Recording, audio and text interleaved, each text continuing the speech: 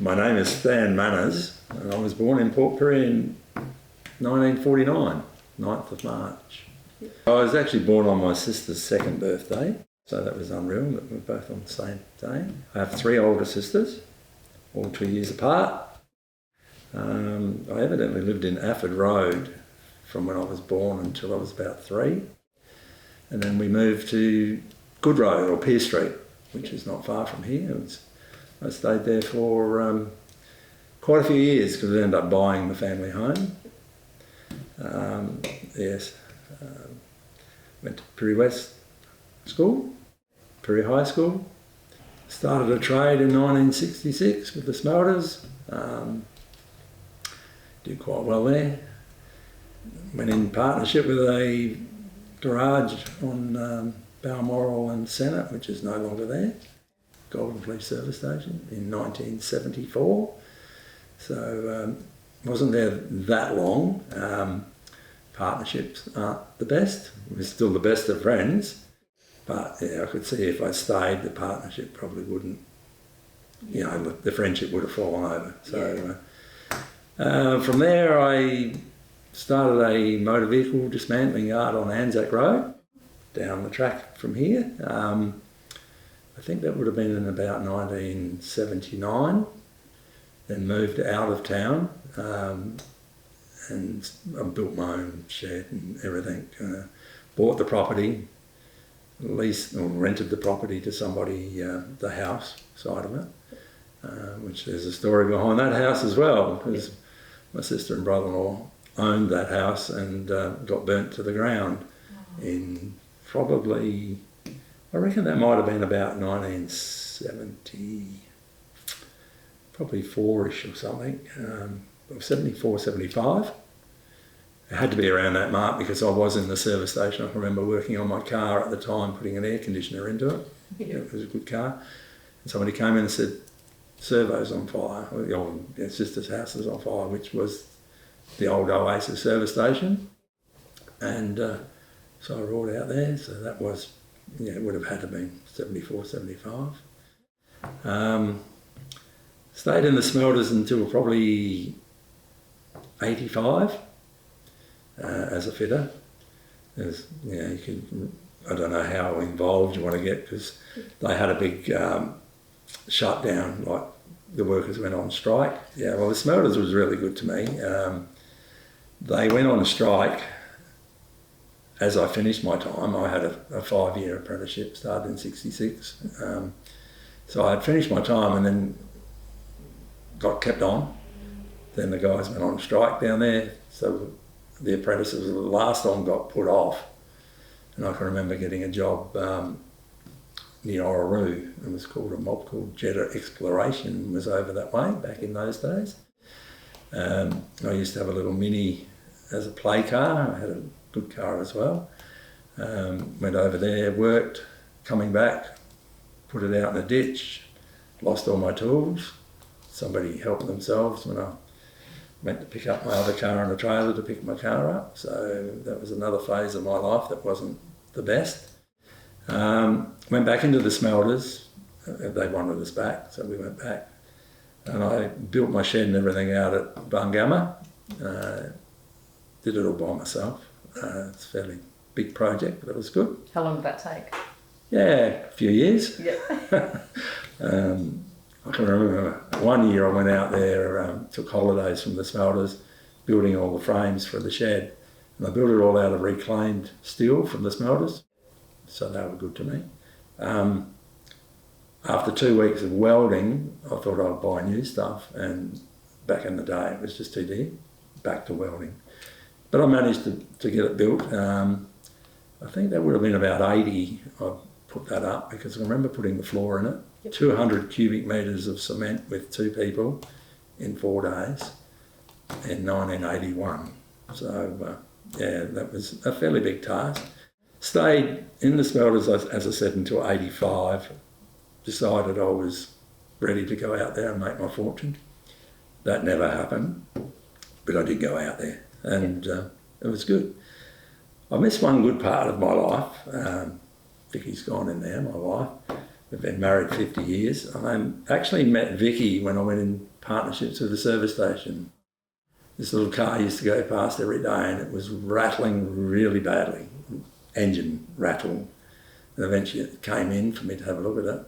I went to drain the oil, it had no drain plug in it, it had no oil in it. And this car had been getting driven for at least a week past our service station. Not long after that, we got married in 74. So 50 years later, we're still married. Wow. Yeah, so it's been really good. And we've had a couple of kids along the way, one in 79, one in 80. So yeah, it's been really good. My son took over the business. We handed it over probably 10 years ago. I was supposed to retire, but I do more for him than I did for myself. And yeah, my daughter's in period as well, which is good. Yep. She's acting manager or whatever of Centrelink Medicare. Oh. And he's still running the business. So and they've both got 2 kids each. So it's the grandkids, yes, well, 17, 18, and 2 girls, 19. There's 2 boys. One's 17, one's 18, and the 2 girls are 19. It's lovely. That was another phase of my life because I always worked 2 jobs, flat out. Your own kids grow up real quick. So yeah, it was. The grandkids are good. Give me plenty of grief, but no, I don't know. They're all right. That's what they're supposed to do, isn't it? True. In my life, I was into push-bike riding as a young age. Like I started at 9 or 10. Did quite well in it actually. I won the schoolboys championships here and went to Adelaide. Can still remember that. 7-lap race. I won 6 of the laps. Got a prize for that, but didn't win the final. Never mind. So that was push bikes. But as soon as I turned 16, no more push bikes. Cars were my life.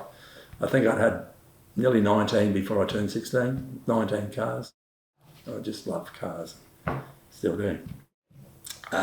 Started racing them in 1974. Part of setting up the Port Pirie Sporting Car Club, which I still race, sort of. Rode it off last year or the year before. Actually, it's probably the year before now. Oh, now that we're another year. But grandkids keep saying, "Pop, you're going to fix the car," and I said, "Yeah, when I get time." So yeah, but that was a big part of my life. The car club.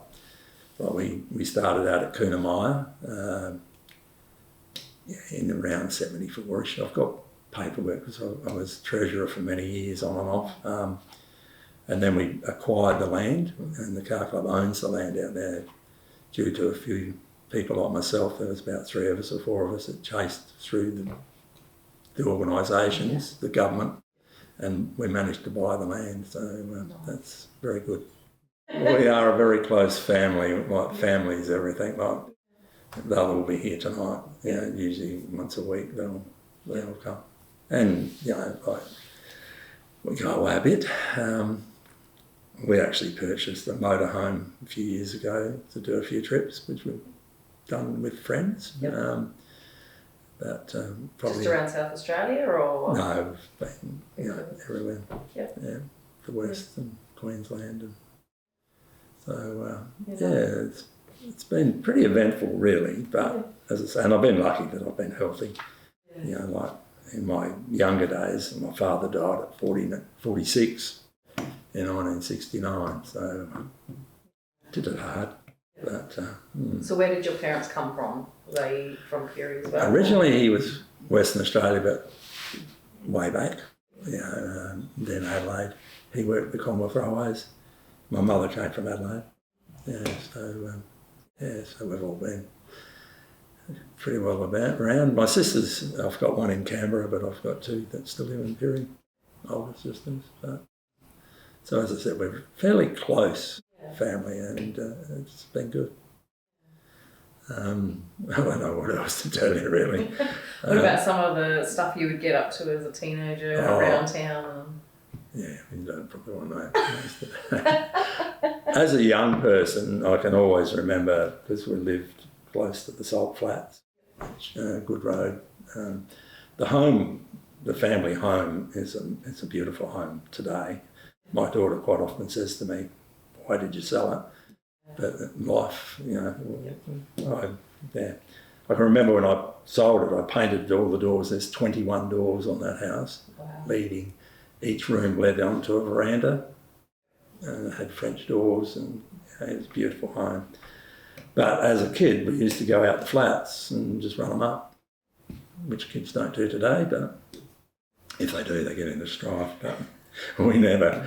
We used to go out there, and I had a little car. My sister had an Austin 7, her first car, which I acquired. I remember pulling the motor out of that when I was 10 and mucking around with it. But we used to just go and collect bottles and cash them in to get fuel to put in this little Austin 7. We used to had a racetrack around the yard, which you do. If you were to see the house today, you couldn't imagine it. There was a racetrack around the house on the corner of Good Road and Pier Street. Beautiful home. Yeah. So that's where my passion for cars probably came from, because I was into that sort of thing back then. And used to, I can remember with the push bikes, I'd go out for miles and the family would be in the car, "Come on, keep going," and you'd be, yeah, sure. And every race, if you did all right, I'll buy you another car. So always did all right. But, little things like that. But it was a good life. It still is. What would you like to be remembered for? Oh, yeah. I've always wanted to help people if I can, and it's simple as that. It's I think if you give a little bit, you get it back. Yeah. And I really think you should do my wife. Because she was good for me, because she saw my passion of what I wanted to do, and we sold up the house and moved into a shed, basically, which I built when my sister got burnt out. They bought a caravan, and I built a shed and put it alongside of it. Mm-hmm. And we bought it and lived in it for I don't know how many years, but and then I built, with the help of a very good friend, in 1988, I built the house out there. There's the two of us, which was it's still there. But so other than that, and then when my son decided, I put him on as an apprentice. He got his trade through me, and then when we decided I probably should give it away, hand over the business, and we swapped houses. This was his house, and he's got my house. I made him put up a decent shed before it happened. I got my priorities right. Race cars and other cars that are in that shed. So do you have any old well, he actually bought me a 1964 Jag, but it hasn't got air conditioning. Oh. Yeah, I'm not ungrateful or anything, but I take it out every now and then, but that's in there. But so not in the next couple of days? No, not in the next couple of days. But it's still his, but we were away actually, and he sent me a photo and said, "I bought you this." So it's in my shed, but still got race cars laying around, which I started with a Mini back in '74. Did quite well with that little Mini. It used to beat all the V8s and everything else. Oh, wow. Fastest time for many years. But then there was off-road buggies got converted for the dirt circuit.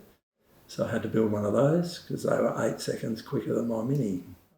So I built one of those and then held fastest time with that until we built the all-wheel drive thing, which I've just destroyed. So I was still holding fastest time in that I think the last time I recorded anything was in 2008 as fastest time, but I was still doing all right with that. Yeah, you would have met a lot of people doing... good people all over the place. We used to go... in the end, I was mainly only doing state titles, and that was 2 a year. because I'd never had time to be spending all time out there. I spent a lot of time when we built the track. There was a lot of work and a lot of people. It was it was really good.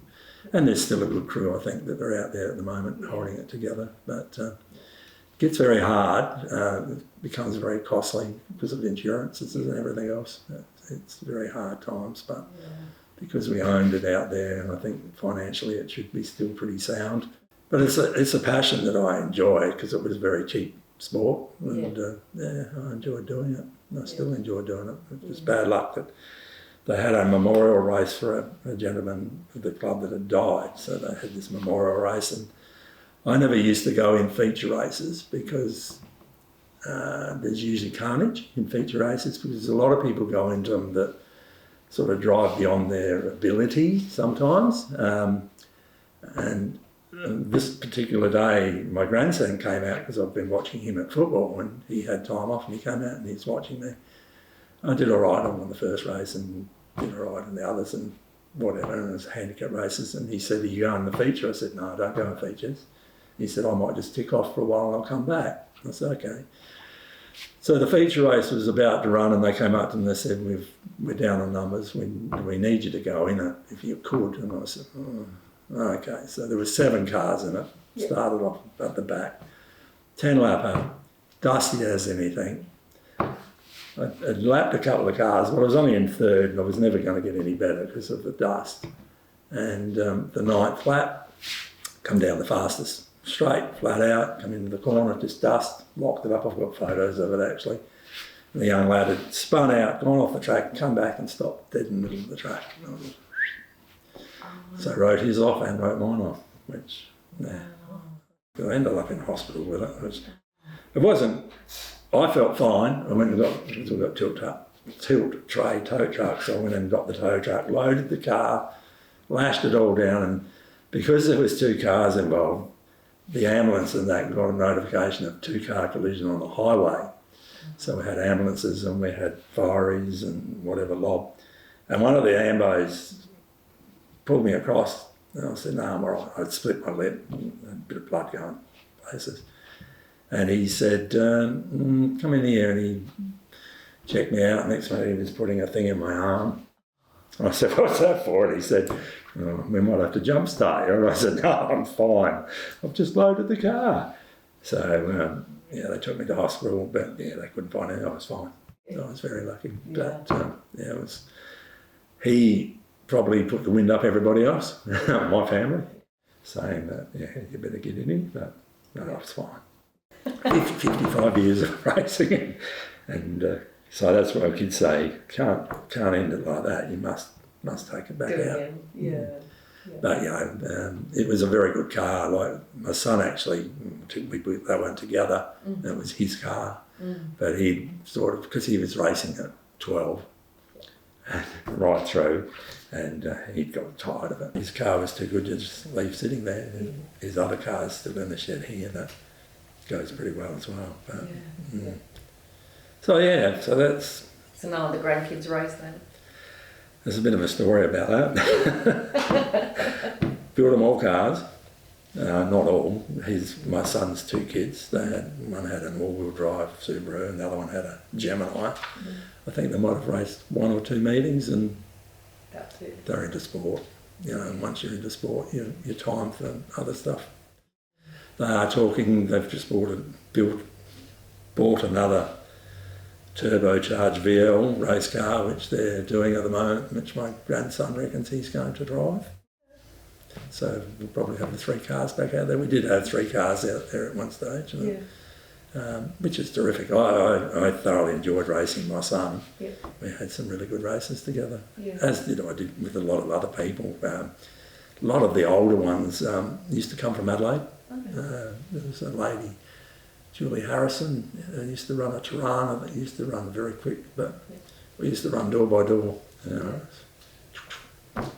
But good times. When the Hoon law came in, like I was out there then, and my son built the impound that's here, but we were doing all the say toes, and I can quite often remember saying to some of the young, because some of the times you get to pick up cars and you know that they've done a bit of a wheelie or something, and I say to the coppers, weren't you young once? And then you look at them and they're young cops, you know, and I think things have changed, like in my day.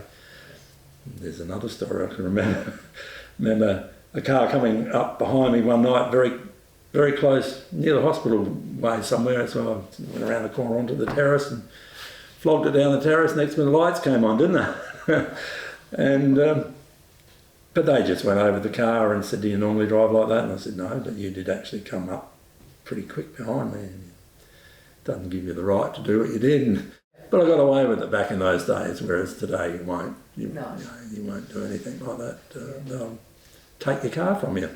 Yeah. You would have seen lots of changes throughout Perry as well. Yeah, like in my day when we went to Pier Street, I was 4. The Centre Road complex, which is a soccer field now, that used to be water. There was like a swamp. We used to float logs in there as kids, you know, like, and it used to rise and fall. And so I think it was in town when it got put on sewerage, actually altered a bit because the water levels got lower, and then they reclaimed all those areas, and so I've seen all that. Worked. My wife, she should be out here getting interviewed. I think it was 1969. She said, you should get another job as well. My son worked on the wharf. He worked for me for so many years, and we had mates that worked on the wharf, and at 18 they were hounding him and they were getting good money. So he still worked for me, but I managed to let him go to the wharf as well. So in 99, I think I got a job on the wharf loading grain ships, which was a different phase of my life. But being a fitter, there was a bit of maintenance involved as well. Did that, and then eventually I also got picked up down the other end of the wharf loading lead onto ships. But I was getting a bit old.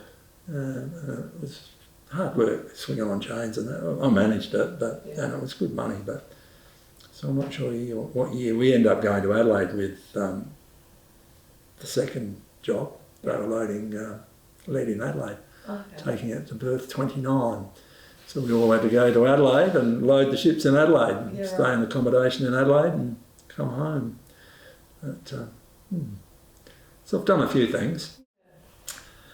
My mate Peter Axon, that I need to make mention of, I worked with him in the power plant at the smelters. Like, as a fitter, after my time I ended up in the power plant. I probably spent 9 years there in the power plant. I found it to be the healthiest plant in the smelters. I actually had a beard back in the day in the smelters. You can't get a beard down there now, but and met a lot of good guys. And I don't know if Peter mentioned in his little story, but the power plant had a plant that you could eat off the floor upstairs. It was polished tiles, the machines, all the brass work was polished, and everything about it was absolutely beautiful. Everybody took pride in it. But that plant's been knocked down and gone now. Yeah, so but they were good years. They were good. I had a good crew. I was leading hand for quite a few years. You give them a job, they do the job, and you didn't have to chase them or anything else. Yeah. And Peter, I think at the time, was an operator upstairs that I got to meet him. Yep. We had many little discussions on life's ways of making money and whatever, but I don't think either of us ever made any money. We had plenty of theories, but I must catch up with him one day and just see how he went. But it was good. But then after I moved out, I've always been a one-man band. You know, I've just always, probably nobody would work with me, I suppose, I don't know, but it was too hard to employ people. You know, the costs of insurance back then, and it's still the same today. Like my son, he's now put his son on The Sopranos, and he's getting his trade under my son, but he doesn't employ anybody else either, so he's very busy as well. So, and I still help him. It's just life, you know, like, I remember when I was going to school, high school, I had a Singer Sports that I put together out of parts, and I also modified a Holden. This is all when I was 16, 17, before I even started work. But yeah, it was the little Austin 7, which was the first car that I used to pull to pieces. That's why it looks like it does. Yeah. So you don't still have that then? No, I sat on it for a very long time. And actually, I think he has passed on, a man from Wyler, Gordon Pearce. He bought it. He hounded me and he bought it. And down the track, because I had tow trucks, I picked this gentleman up one day, and I can't remember the car. It was a vintage car that had broken down, and I had this gentleman and his wife in my truck taking him back to Wyler, and it was Gordon Pearce. And he actually got molecular, whatever it is, Degeneration, of his eyes, poor. Yeah, but I remember asking somebody a while back, it might have been at a car show, and they said he'd passed. Yeah, that was pretty sad. I have often thought of maybe chasing it again, but it probably hasn't gone far. I don't think he would have been able to resurrect it, because it was, it was pretty bad. Apprenticeship, I remember getting knocked off on the post for Apprentice of the Year thing. The fine instrument section guy, the electrician guy, I got second in that. I got done by a point. That was a bit of bad luck. Memories. And getting married been married 50 years. So where in Peru did you get married? Summit Road, down near the service station that I had that's no longer there. Yeah, but never been real religious, to be honest with you. I've got my beliefs. In my younger days, I got tied up with YCW, Young Catholic Workers, or something that I'm not Catholic. And Bishop Hurley, Father Hurley, at the day was there, and got on really well with him. I remember picking up, going to help him with his car in, I think it was Atla or somewhere, had broken down and things like that. And they were a good crew, and he was a lovely man. He said, you do not need to do what we're doing, you just do what you want to do, and that's the way it was in those days. It was really good. Yeah. But actually my life is pretty basic because of the fact that I raced push bikes until I got a licence, and then race cars and whatever have been my life, and my kids, and that's it. You've had a good life. I had, definitely. Perfect life. And the grandkids, they're all doing well, they've all got jobs, so what more can you want?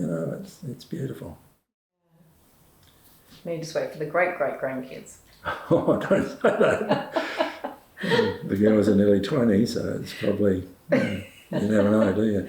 Well, you don't. And they've all got girlfriends, even the boys, they've all got boyfriends and girlfriends, so anything could happen. Well, you've got to turn it off, but I'm on call. And it was a brick, and you used to have to carry it around like Still got it somewhere. Yeah. Oh, really? I don't get rid of anything. No, I'm lucky, aren't I? You are. Oh, dear, oh dear. Yeah. So, Vicki, Well, where did you originate from?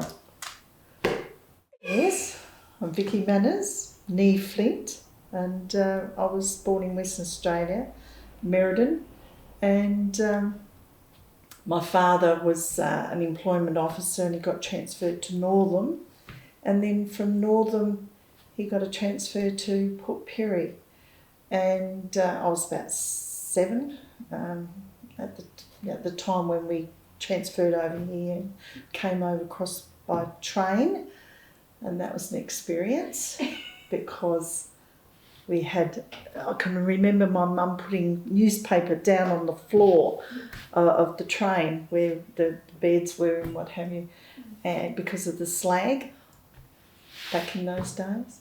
And I mean, they got clean, but she didn't want us putting our feet up in the beds with slag on it. Yeah. Anyway, we came down the main street of Port Pirie in the train, and we could not believe. We thought, oh, what has Dad brought us to? Because we'd never seen antennas, so big towers. Yeah. And we thought, oh, he's brought us to an oil town. You know, we had no idea. And because back in Western Australia, our TV antennas were only small. Yeah. And these were massive. And I thought, oh, what's he brought us to? And so then, as I say, he worked in the employment office and had to travel around to the prisons and all over the place to help people get jobs. And we used to sometimes go with him on those little trips. And I've got 2 siblings, a sister and a brother. And my sister and I did a lot of sport, swimming. We used to tour. Dad used to take us around swimming, and I mean, I wasn't all that wonderful, but my sister was a very good swimmer, good freestyle and butterfly. And so we had a lot of fun doing that, and meeting a lot of other kids with, you know, same interests. And then we had, you know, volleyball, tennis, swimming, hockey, the whole work. So it was all, our friendship base was all based around our sport. And I suppose then growing up, I went to school at the Port Pirie Technical High School, which was then, after that, the Risdon High School. Oh, yeah. And I did a commercial course, managed to get a job at the ABC, Australian Broadcasting Commission at that time. And I think I can remember getting about $50 a fortnight or something like that, back then. And you know, remembering, you know, we didn't have computers right at that stage, but you know, this whopping big telex machine that we used to type all the stories into and tape them and send it down to Adelaide for the news story. And I can still remember having columns in our main office, and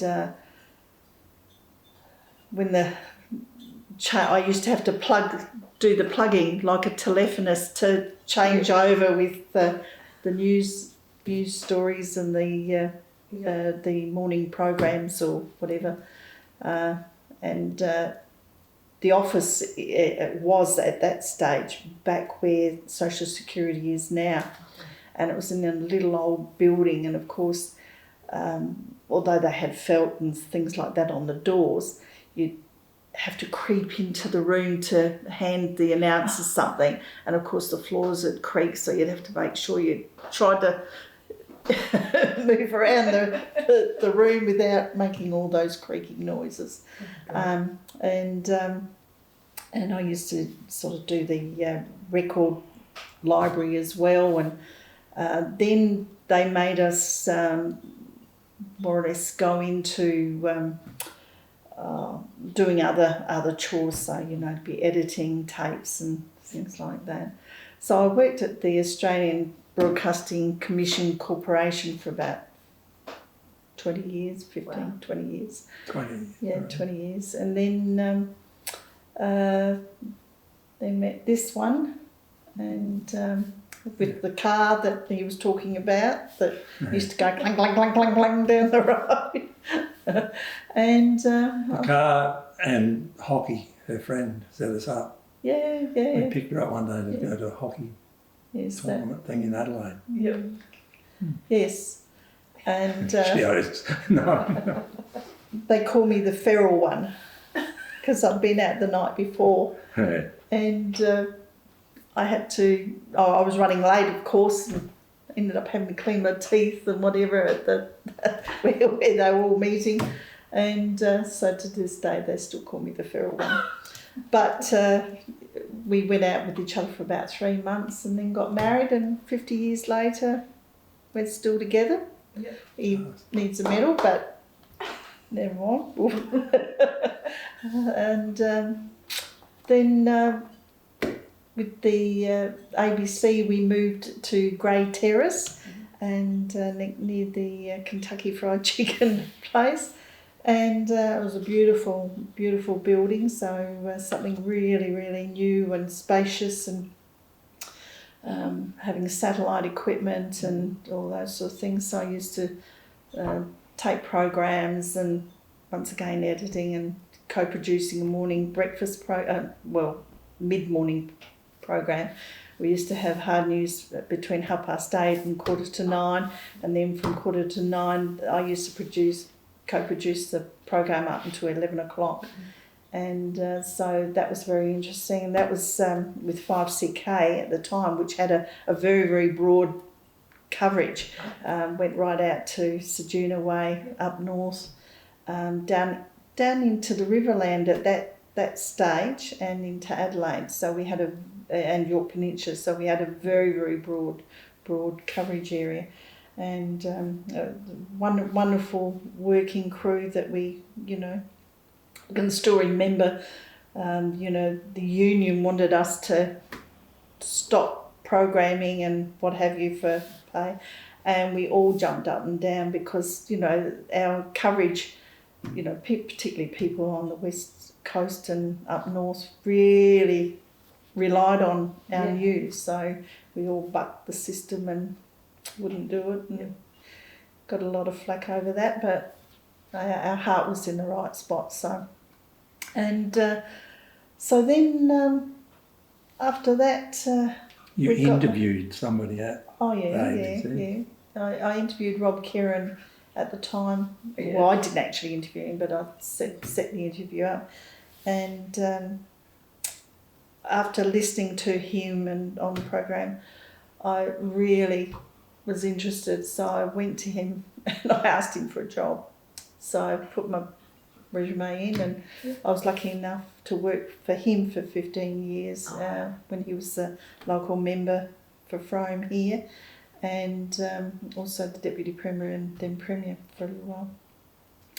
So that was a very interesting period, and as I say, married life, and going back to the ABC, I can remember, because he was so interested in cars, I can still remember him ringing me and saying, I need to come in and take the guard off the Falcon. I said, take it off? What do you take the guard off the Falcon for? I've got to buy for it. I had a better one. I couldn't believe it. I couldn't believe it. So he put an old...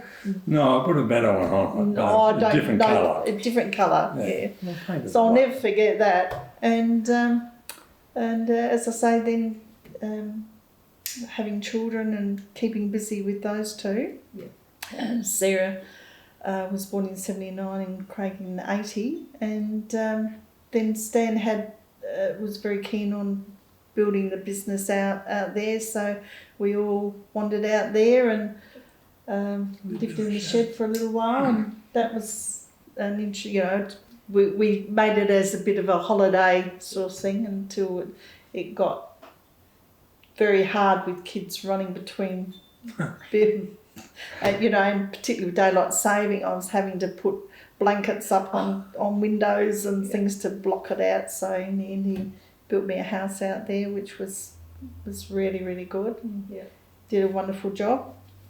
And then just mainly following their interests, and so you don't.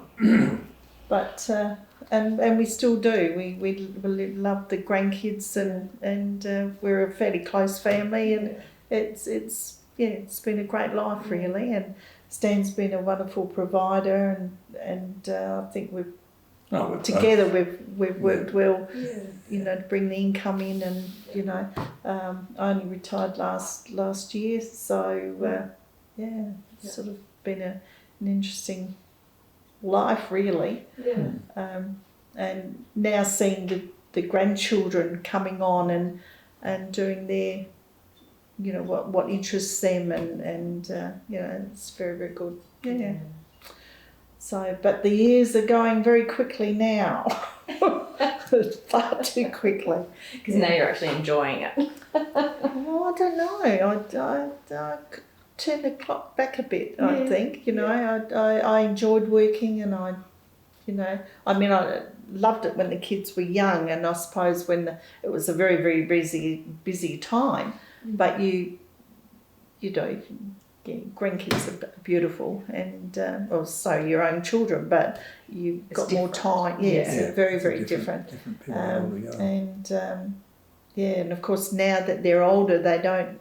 You know, you don't need to pick them up from school. You don't need to do this, but you know, so you miss them a little bit in that side of it, and particularly Christmas. You know, I mean, we always try and play a few games and have family time like that, but it's not the same as when they were little and seeing the surprise and the the magic. Yeah, the magic. That's right. Yeah. Yes.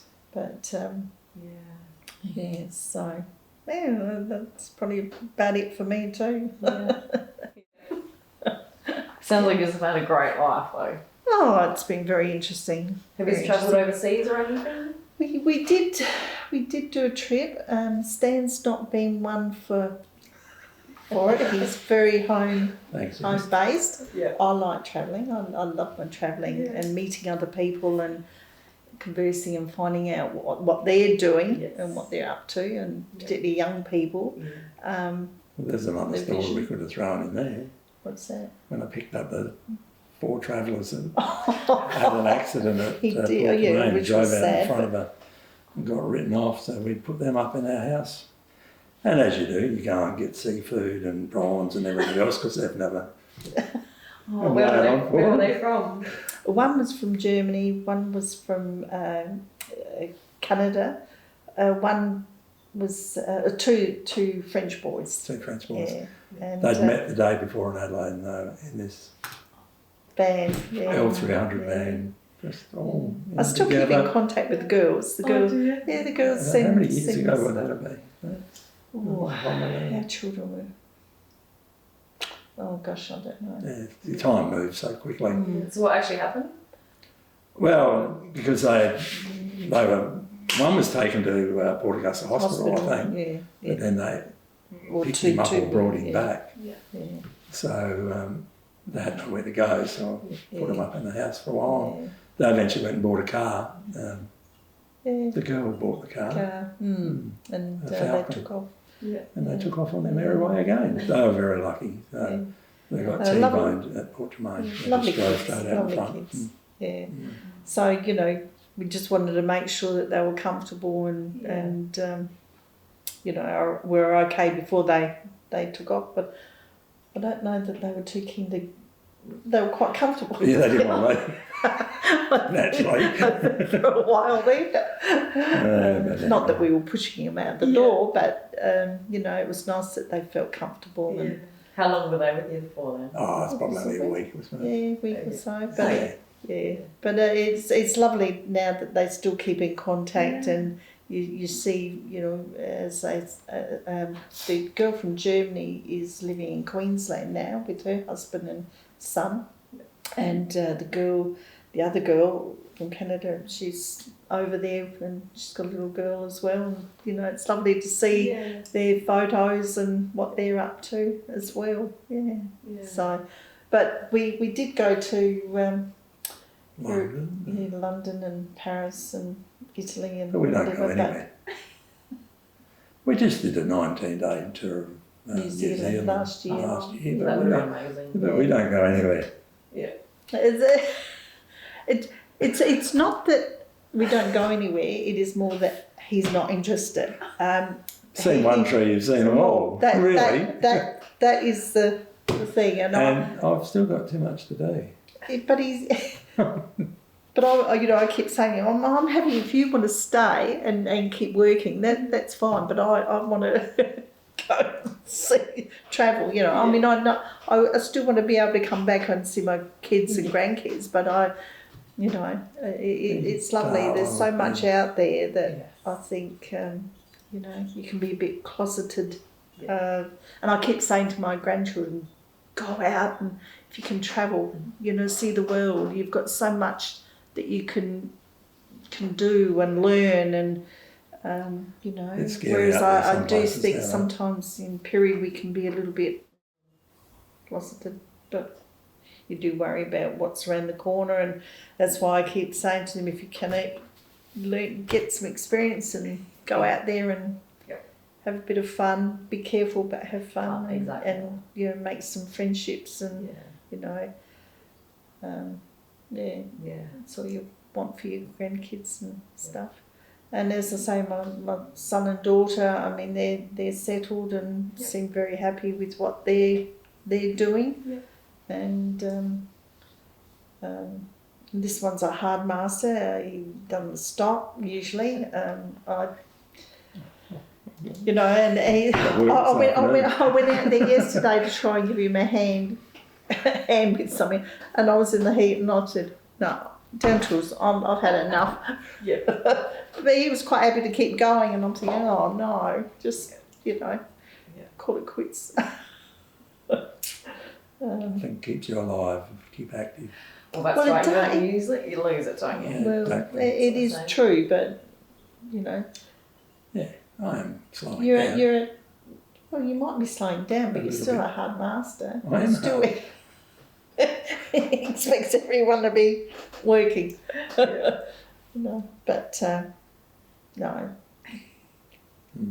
it's kept him healthy anyway. So that's the main thing at 75, nearly 76. That's the hardest part, isn't it? Yeah, making sure you're healthy. It is. Nearly 77, Vicki, a year out. Oh, am I? Have I forgotten? No, I don't think so. I was born in 49. Oh, sorry. I'm 26 now, so got to be 77. But yeah. So I was unfortunate because my father died at his age with emphysema and whatever. So I never smoked, and I think honestly, without smoking in life, you're probably better off. And these kids that are into vaping and that now, I keep sending. Scary. You know, it's worrying, isn't it? It is a worry. But what can you do? You know, you can only try it. But that is going to be a worry. That's going to be the next phase.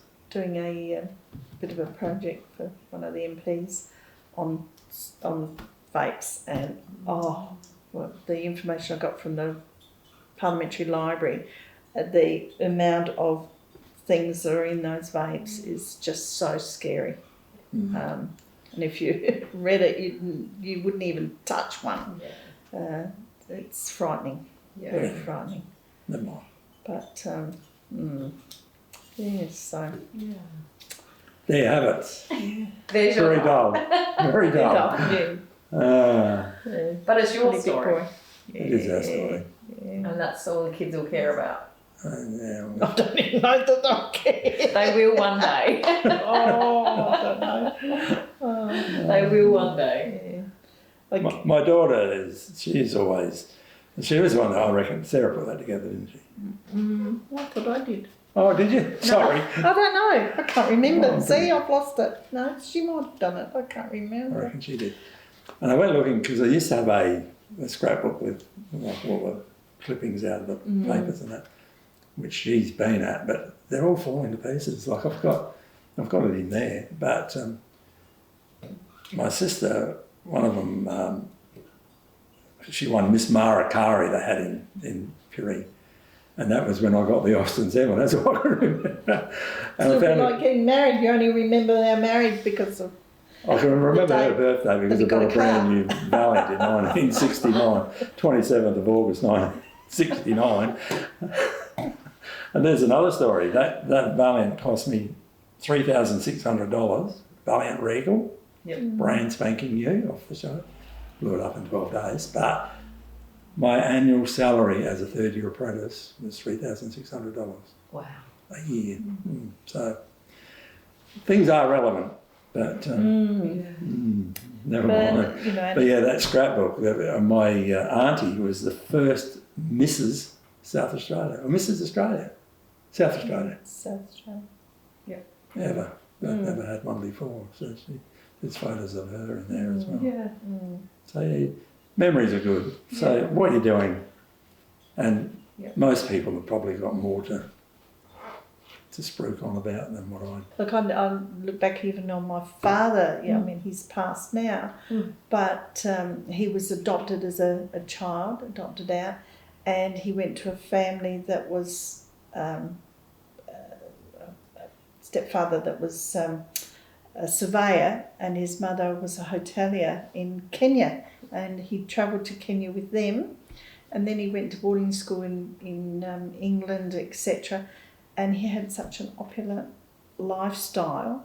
Yep. And his stepmother got the NBE for looking after the soldiers' children that were left that didn't have anybody to look after them. And I mean, even back then, having been adopted, and then when he came back from the army, he went in and found his true mum, and she was a little Scottish lady still had her brogue and everything, and then he met his siblings and what have you. But it does have a bearing. Those little things, they might be little at the time perhaps, but it does have a bearing as to the makeup of that person. Yes. And even the war years, and the fact that he went to war, came back, and then he re-enlisted, and how he tried to get through that, and it would have been the same with Stan's dad, that those war years and what they had to put up with, and so that older lady that you spoke with, she would have remembered so much, and that's right. And I mean the depression years, etc., that they went through, and how they survived it, and so we have, the two of us have lived through the best life, best time, and I look back and thank my parents for that. I don't know that the future's, worries me with my children, grandchildren, but we have been very, very lucky in that process, haven't we? Yeah. You would have seen some of the best times. Oh, absolutely, absolutely, fun times, and all the different hairstyles and clothing changes. Oh, the witches' breeches, and the platform shoes, and the stockings, and when you'd go out, you'd have to put a hole in them, so you'd put the varnish, nail polish on there to stop them from running, and oh, gosh, yes, amazing. When you look back, and the beehives, and not that I was back then, but I remember them. You were the feral. Beg your pardon? I was the feral. Oh, you just said it. I didn't say it. Never mind. You would have had a nice perm or something. No. Well, I had long hair. She's never had black. I had black hair back then, and had curl, a natural curl. And my three sisters hate her because she got to have a shower, come out and go like that, and it's done. done. It probably won't work at now too, but anyway. No. But went through all the stages of the, the Mia Farrow type haircuts, and the lioness. Grandkids keep saying, or your own kids, sex, drugs, and rock and roll. Yes. Well, certainly Never had wasn't anyone, there. but I missed that. You've got to live in hope, but it's a bit late now. That was around. Yeah, absolutely. Yeah, no, but they were good fun years. And, and as I said to you, sport played a huge part in all that, with your friendship base and what have you, and we still see that with our grandchildren, with their football and dancing and stuff like that, don't we? Netball. Perry offers so much variety with sport, but I can see that it's slowing down. Like, you can see that it's depending on the sport, but...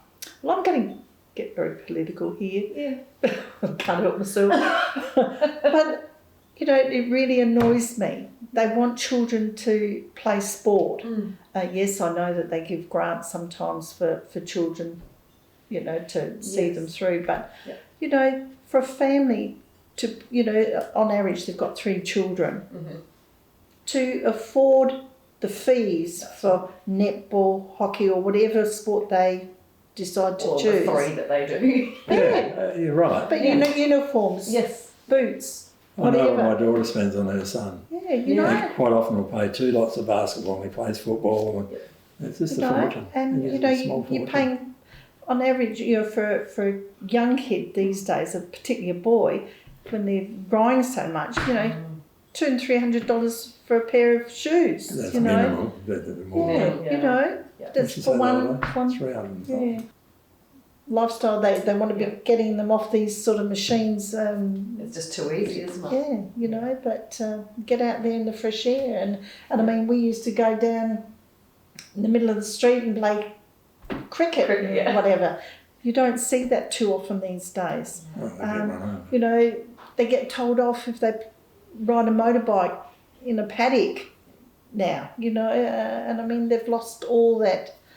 You know, maybe we oldies aren't as tolerant as what we used to be. I don't know what it is, but you know, kids can't do. I think it's too Do many rules natural and stuff. regulations now. I was going to Yeah, say, you know. yeah, I don't know. I have a theory in life, but anyway, I'll leave that one alone. What's that? Oh, it's just when the doll was introduced, it ruined the country. Yeah. I've seen people come out there with their kids in their car. Just Never keep worked. your language. I'm not going to say it.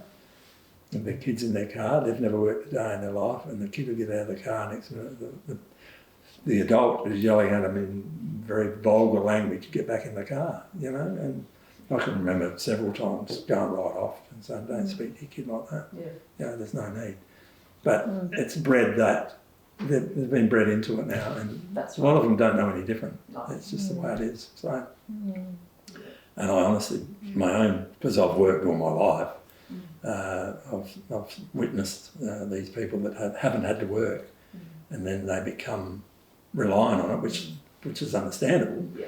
But then they expect it as well, and it's just a different dynamic. It's I not can good. remember my father. You would not dare not work, and it wouldn't matter whether you got paid or not, but you'd have to go and do something. Get out of bed in the morning. I can remember Get going. him Same, yeah. early days with the doll. He tried to introduce and got told to pull his head in.